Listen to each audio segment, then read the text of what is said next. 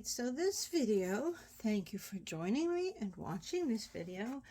This video consists of two bins stacked on top of one another.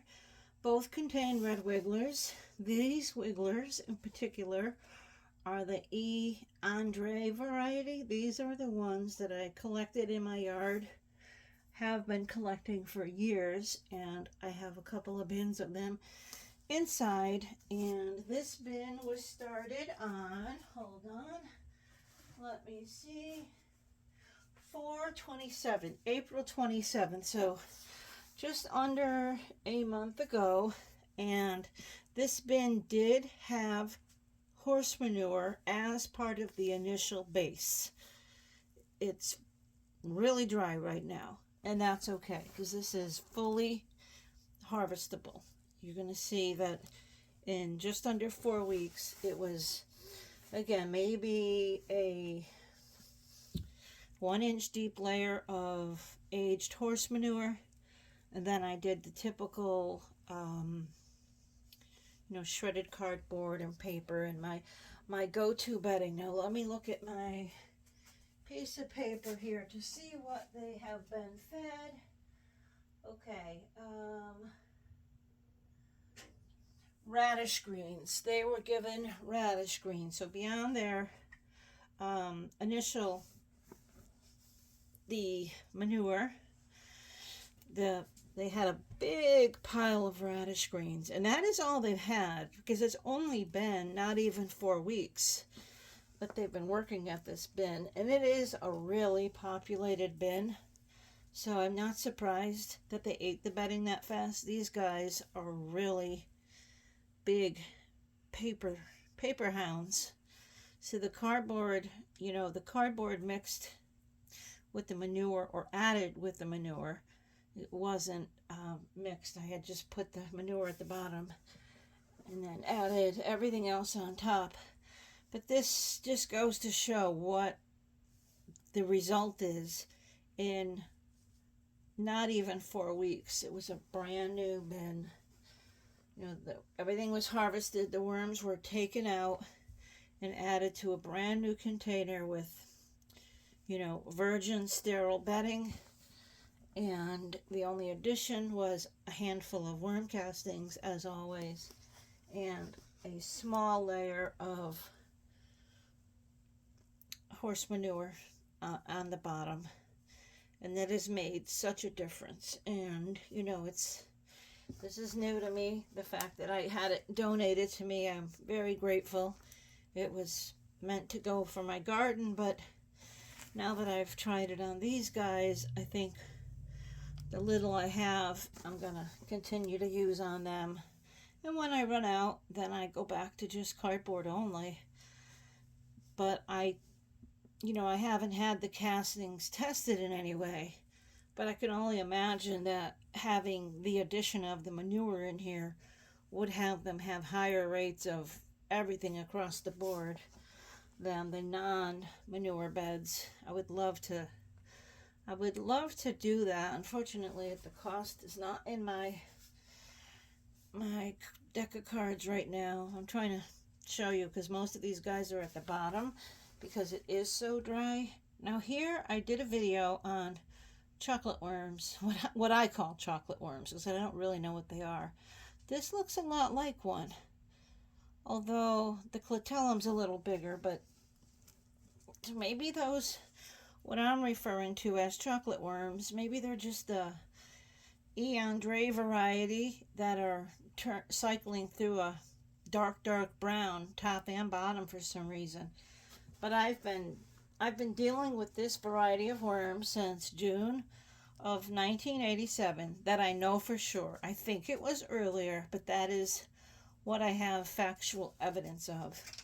And, that's 1987, that's 34, almost 35 years ago now. So I think if it was a color cycle, I would have seen it in the last 35 years. That's a pretty long time to have been observing something for it to just spontaneously happen now, unless it was caused by the manure. But I think if that was it, it would have been caused when I was using rabbit manure as well. So this bin that is just under 4 weeks old is completely ready for harvest. The worms are more than done. You'll see, unfortunately, pieces of, here's a green fleck, pieces of the flat cardboard that they can go through. Here's another green piece. They can go through, here's a red one, 2 or 3 times and not get broken down. So,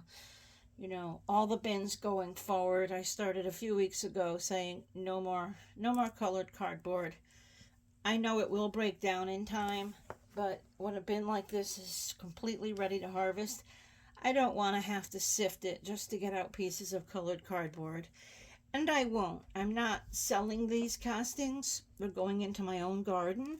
So I'm not concerned about the cardboard. The cardboard will go in the garden as well, and it'll break down and feed the worms and insects and bacteria in there. But it's just, obviously, they're not a fan of it. So there's no point in me adding it. I can either add it directly to my outdoor compost bin, or I can put it in my curbside recycling. Now let me get the other bin. This is the same species, but it is a smaller container. And let me get you a little bit closer here. So these guys are a little bit younger. There's more of them. You're gonna have to really look close because they're so dark. They're so dark, they're hard to see from the very dark bedding. This bin was also started on April 27th. So not quite a month ago. And if you look, like right here, do you see how many young there are? Just, it's full of juveniles and wisps and babies and cocoons and all kinds of ages. And even in here I'm seeing flecks of colored cardboard. So, all in all, in all the videos I've taken today that I'm gonna upload one at a time, I think it totals 6, they're done. They're all ready for harvest. And the only thing that remains the consistent in all of them is flecks of colored flat sheet cardboard. And I think the worms don't eat it because it doesn't hold moisture, because it is flat. It doesn't have any air space or anything. And since it isn't part of corrugated cardboard, it doesn't have any glue. And it's the glue that makes them crazy about the corrugated cardboard. So, I have a compost pile outside.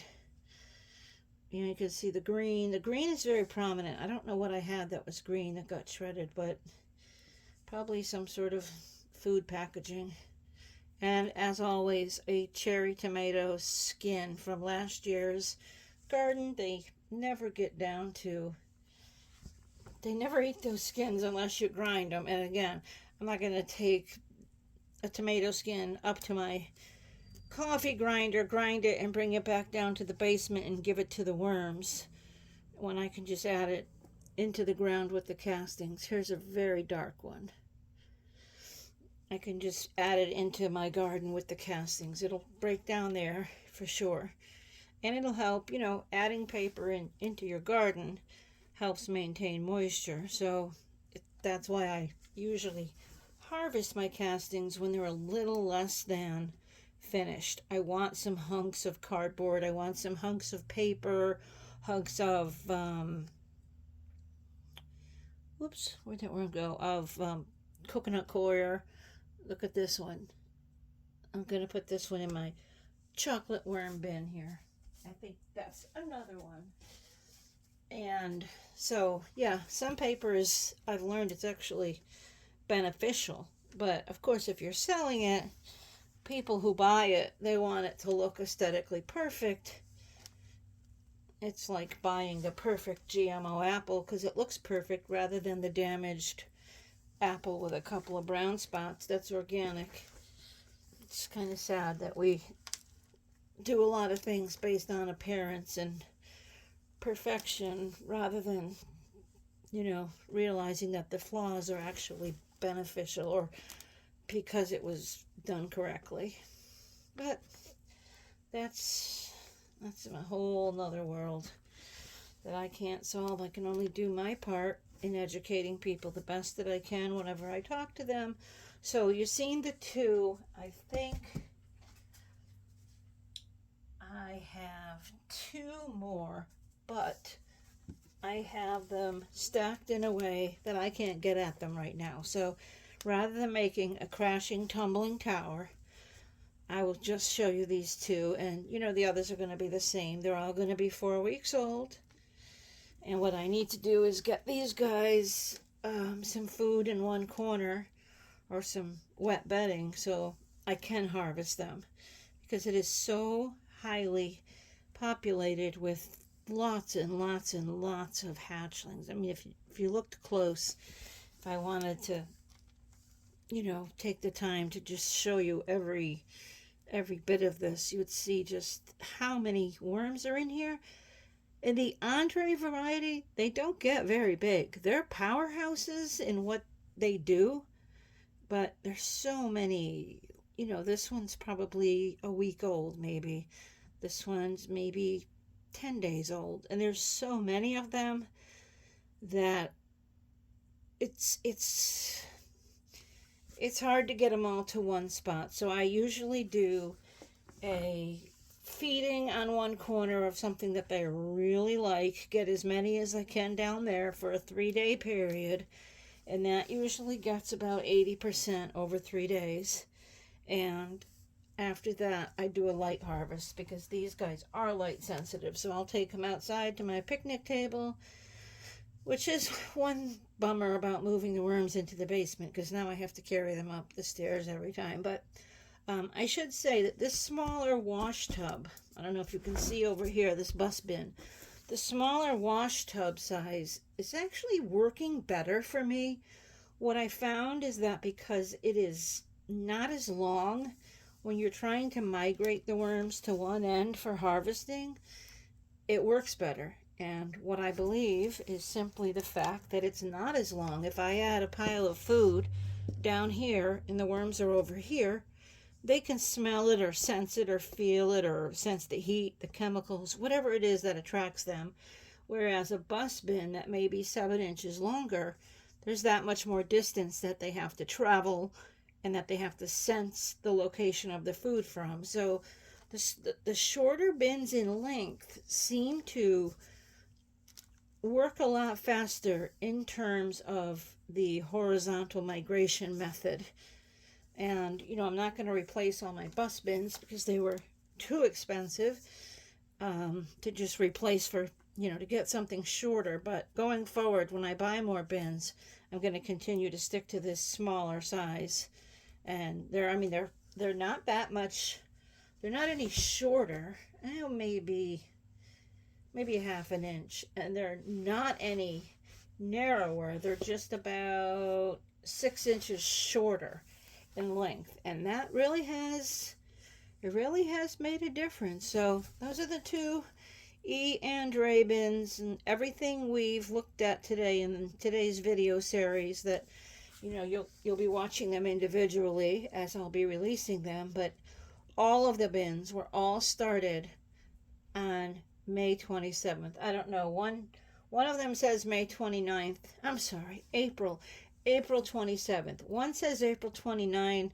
The other 4 say April 27. I think my 9 was a 7, and I just wrote it too fast. So I think they're all going back to April 27th, and today is May 23rd. So these are all 4-week-old bins, started and finished, and ready for migration or light harvesting, just ready for harvesting.